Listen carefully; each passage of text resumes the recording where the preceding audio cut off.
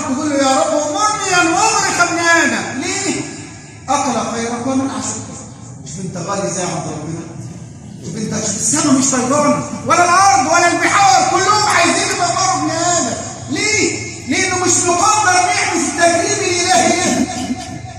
الملائكه يسجدون ويركعون ويعبدون الله ليلا ونهار ولا كبر عند ربنا منهم.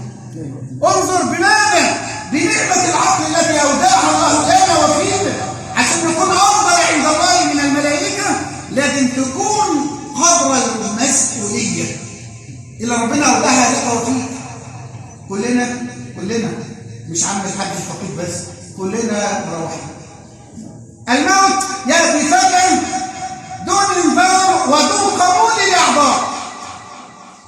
هتروح الرحله دي طالع، هتطلع بايه؟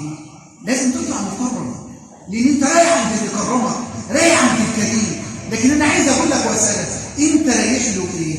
انت شطر بس بتعمل دار الدنيا يا سيدي. في دارين تانيين، دار البرزخ والدار الاخره.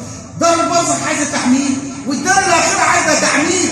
اذا لم يعملها هذا الانسان الذي كلمه الله وكرمه وشرفه بالحق عشان يفضل افضل عند الله من الملائكه، فبماذا سيكرمك ربك وانت رضيت فيك تكليف الهي ومكانه الهيه عظيمه اودعها الله فيك؟